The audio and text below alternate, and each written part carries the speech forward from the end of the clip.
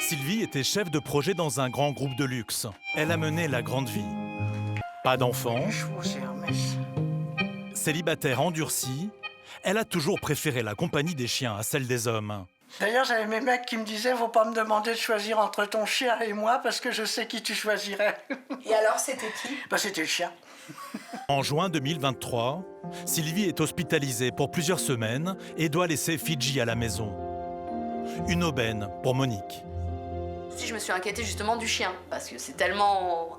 Fidji, c'est le bébé, quoi, donc directement, où est le chien? Donc Sylvie me dit, il est avec Monique, elle s'en occupe, ça fait un moment, elle m'aide, elle me fait mes cours, je lui fais mais...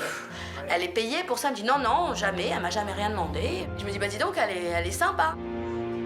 Et alors qu'elle passe prendre des affaires chez sa marraine, Audrey découvre le poteau rose. Je regarde dans les papiers, je chope un chéquier, j'ouvre. Monique, 14 000 €. Ah, avocat Monique, 14 000 €. Je tourne, 8 000 €, pas écrit par ma marraine. Je tourne, machin. Et puis je voyais des virements, 1 200. Je fais, mais qu'est-ce que c'est?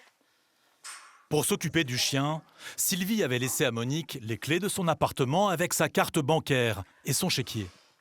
Je voyais rien, je lui faisais confiance. J'ai jamais eu de gens qui m'ont abusé dans ma vie. Jamais. Donc c'est la première qui s'est compris et comportée comme une véritable saloperie. L'addition est salée.